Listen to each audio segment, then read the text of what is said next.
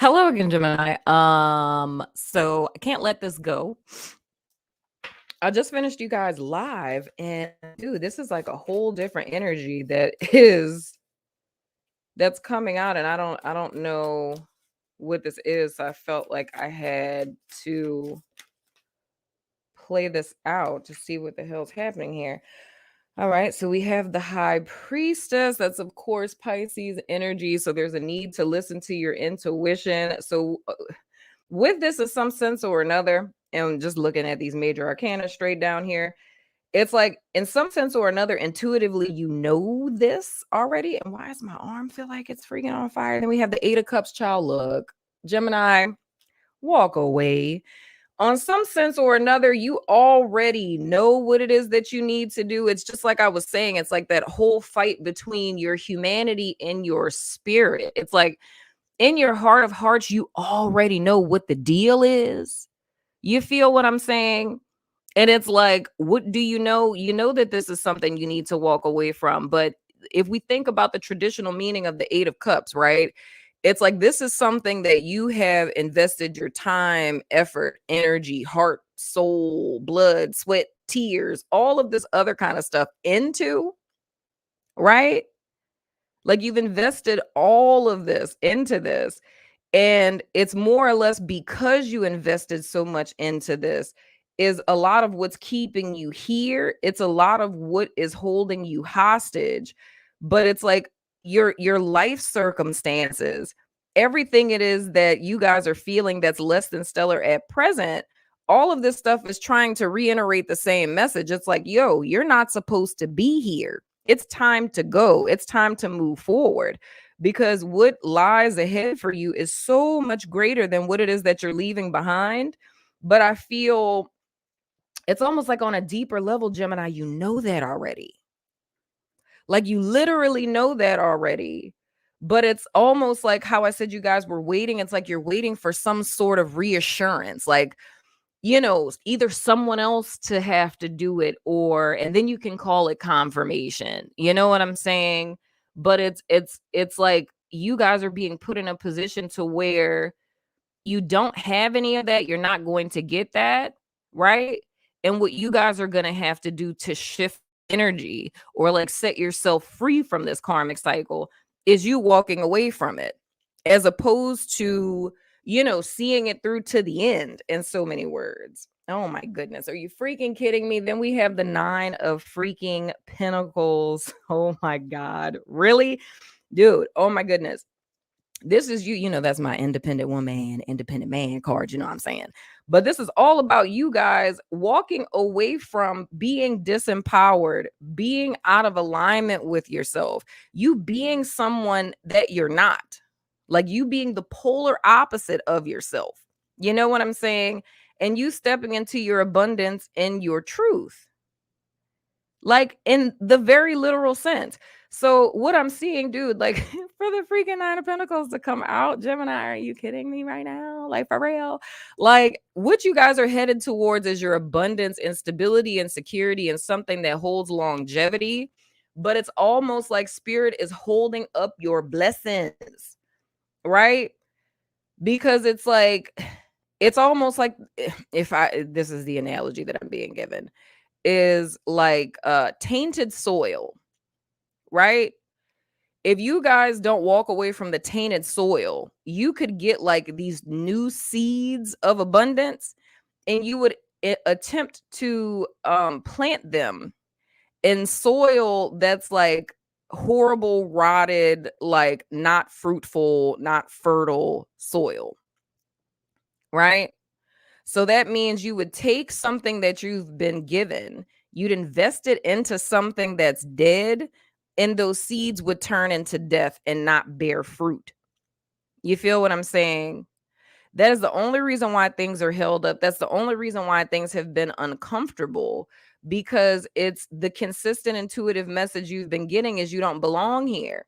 And if, you tend to be like a very logical kind of person, it's like I could give you an example from just the way that the principles of life work. We live in a realm of reciprocity. If you put like seeds in good ground, you water them, you give them sunlight, something is going to germinate, like something has to grow.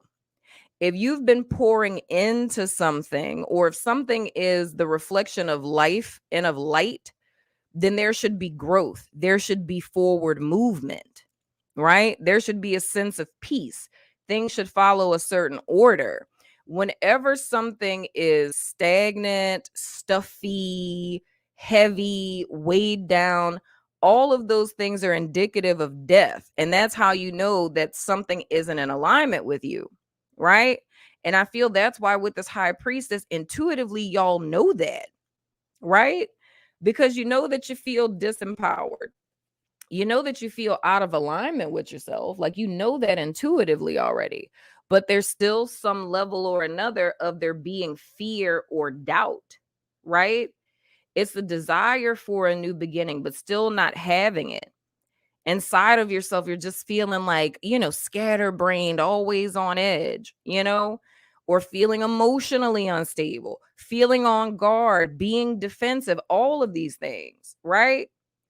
It's like all of that is because the key with this Gemini is needing to walk away, you know? And dude, I I don't I don't know um I don't know what this is speaking to in the sense of like what this is karmically. You feel what I'm saying? But what I gather from it is like this is like a resetting of the clock, dude. This is like, how they talk about Phoenix rising from the ashes? It's like this is allowing yourself to burn, right? Oh my gosh, thank you. Well, this is something that we've talked about in the last couple of months. On my network, we were talking about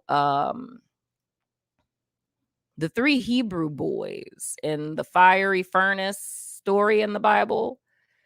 And this is almost like, because the thing that Spirit told me in reference to that story one day when I was just sitting in my office, Spirit posed a question in the sense of, did you ever think about what would have happened to the three Hebrew boys if they didn't willingly go into the furnace? And I was like, went to Bible college, all that, never thought about that, right? But truth be told, I was like, whoa, as I sat and kind of pondered that, I was like, holy crap. If they would have, because it's like, mind you, they were put into the furnace because everyone was supposed to bow and worship Nebuchadnezzar, right? And they was like, we not about that life. We about to worship our God. You feel what I'm saying, right? And because they were being disrespectful, Nebuchadnezzar ordered for them to be thrown into the furnace, right? To be killed. And they went into the furnace willingly. But I never thought in all of my, biblical studies and things of the sort, never thought to ask what would have happened if they would have fought. Right? So in words, this becomes an even message. We're talking about these three young men that stood for their truth, stood for what they believed in. And there was a consequence, right? The consequence for them not bowing, submitting, or posturing to something that wasn't in alignment with them, the punishment for that was sure and certain death, right? And they embraced it and were willing to go to sure and certain death. They didn't fight it because it was just the thought of, hey, I'm gonna live for God. I'm gonna, go to heaven when I die in this furnace. I'm not gonna fight it. I'm gonna embrace the consequences because I would rather, you know, die for my truth and my God than for me to be dead while I'm alive, right? By bowing and posturing to something that I know isn't the truth. Hashtag Hierophant in the reverse, right? So when I thought about that, I was like, dang, dude. Of course, they get thrown into the furnace. And when they look into the furnace, they see that there's not three people in there, but there's a fourth person, right? They go to test the furnace, and the furnace is like, it's piping hot. Nebuchadnezzar burned his hand just like, touching it. And as soon as they opened the furnace, the 3 boys walked out unscathed. They didn't smell of smoke. You know what I'm saying? They didn't have a burn on them. And the 4th person disappeared, right? That's like the thing, 2 or more together in my name, I shall be there, and those kind of vibes. So it's more or less because they stood for their truth, something miraculous happened. They stood for their truth, they faced a consequence, they went into that with courage, and a miracle happened. So when Spirit posed that question to me, it was like, dog, that's so deep. Because if they would have fought their fate, like knowing this is what they bought on, the consequence for not worshiping Nebuchadnezzar, you know what I'm saying? The king of Babylon, right? The consequence for that is you're going to die. But if they would have fought that, it's like they would have just probably, got their throats slit by the guards or whatever, and then just been those 3 little dead Hebrew boys that got their throat slit, you know, because they started an is not is paradigm and then reneged on it, right? So it's like you wanted to stand for something when the is not, that of which would be the furnace, manifested. You feel what I'm saying?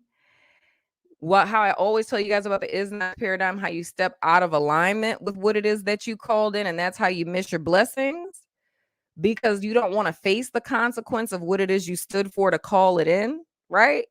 So you say, I don't like this job, I want a new job, right? You kick off the is not is paradigm. The is not is you get fired from your job.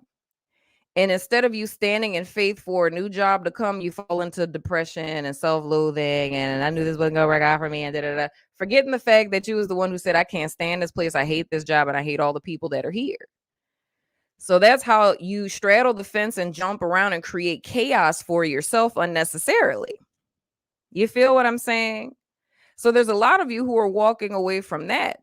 But going back to this whole little story here, it's the simple fact that that story could have turned out so differently. The reason why Nebuchadnezzar ended up changing his life entirely and actually starting to worship their God, right?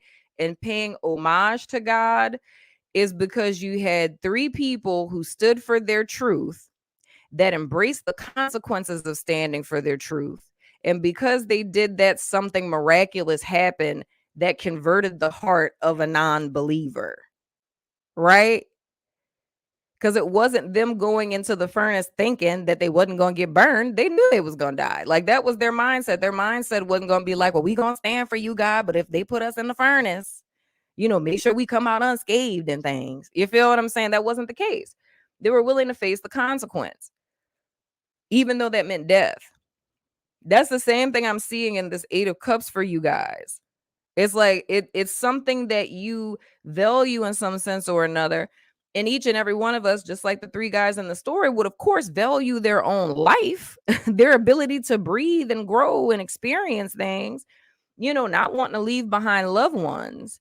But they made a decision. They chose to not follow the crowd, but they chose to stand in their truth. And they stood in their truth, and there was a consequence for that. There always is, and that consequence was a grave one. But if they would have fought their is not is paradigm, if they would have fought the consequence, because consequences can be both positive or negative, right?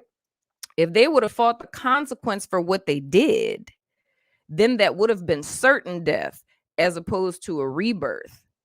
And their rebirth, their phoenix rising from the ashes moment, became a bountiful abundance of blessings, not just for themselves, right? But it restored the faith of all of, the Israelites. It converted the heart of Nebuchadnezzar. You know what I'm saying? And, sent the whole message out that would have been silenced if they would have tried to fight the fate that they were standing for or fight the consequence of what it is that they were standing for. Now, why am I telling you this whole story, Gemini? I don't know. I'm just the messenger. All right. So, of course, this is going to mean something different for each and every one of you. But I feel it's imperative for you all to understand that, right? there's no fear worse than like death for most people. But, and I'm not saying anyone's going to die, but it's like, I'm literally saying this in a proverbial sense. It's like, if you think about that story, right?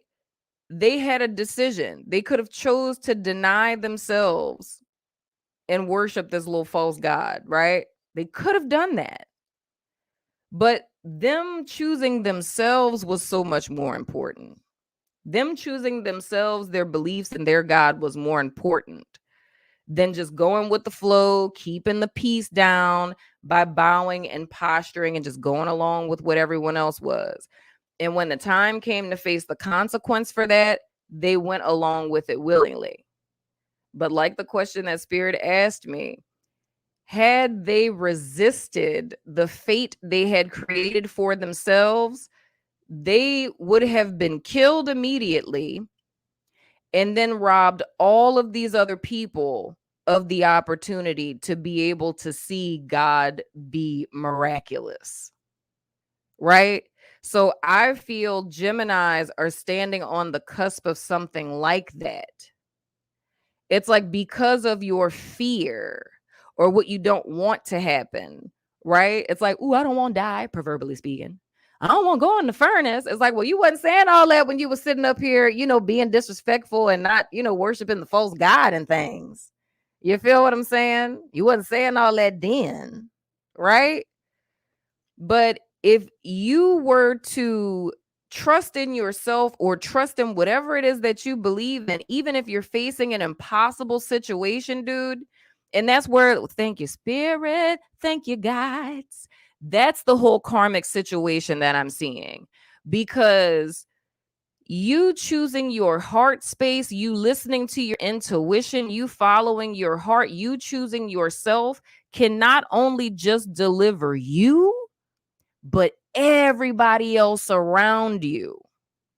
Everyone else around you is in bondage. If you stood for truth, follow your path to proverbial certain death, and you're reborn, you become an example to all of these people who have lost hope and lost faith.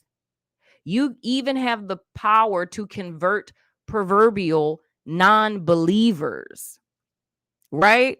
Like, your life is your message. You have the power. Oh, come on with it today.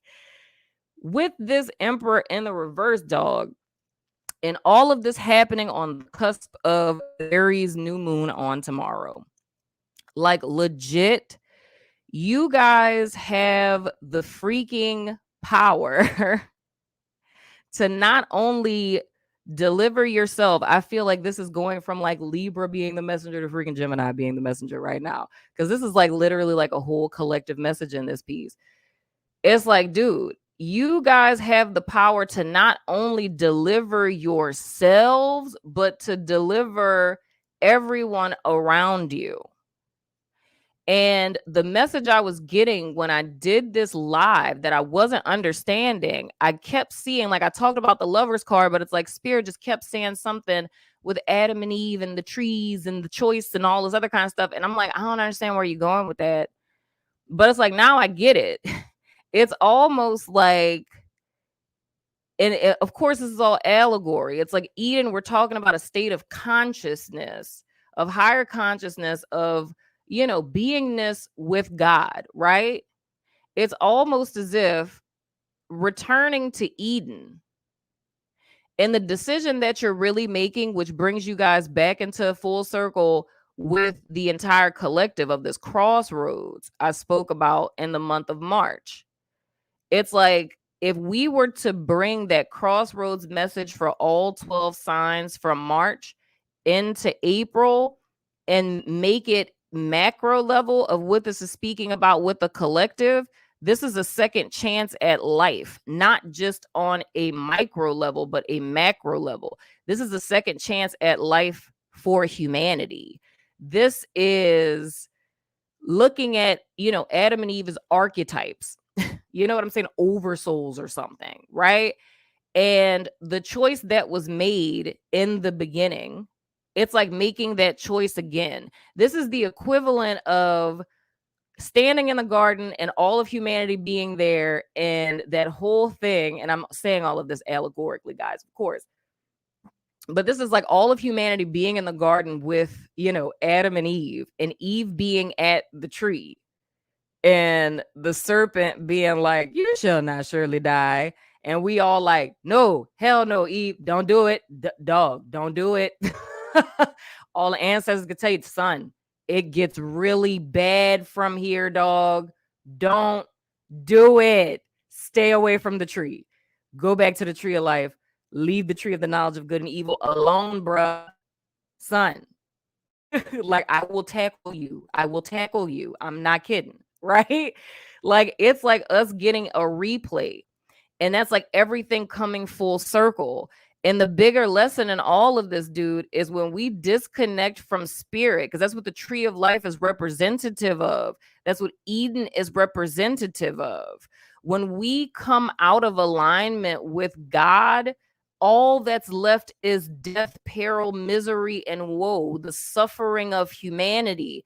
But at any moment, we can always re-enter Eden. The only thing that's standing between us and higher consciousness would be a flaming sword. Sword being your mind, fire meaning transformation, which means what we're really speaking to is a renewing of your mind or a change of perspective, forsaking sensory consciousness for higher consciousness. And that's how you overcome the world. That's how you slay the devil, slay the demon, or what have you. How it is that you liberate yourself from your human condition and your human experience. So what I'm seeing with this is Gemini, for whatever reason, has become the messenger of this collective message, which I think is so fascinating. You know what I'm saying? We got Libra with the scales that started this whole thing with this dark cloak figure. And it's almost like Gemini is the messenger that completes it. You feel what I'm saying? And it's all about making a choice. It's like all of humanity since the beginning of time has been making the same choice. And there's only two. Two paths lie before you, life and death. Choose life. From the very beginning, we chose death. In every single day of all of our lives, we've chosen death. Planet Earth is literal death. From the moment that the cord is cut from your mother, you start to die. And if you believe in past lives, you keep reincarnating to be born just to die. Since the day we were born, all of us are dying. Right? And you guys know I always say everything on planet Earth is already dead or it's in the process of dying. We live in a realm of death and we're surrounded by it every single day.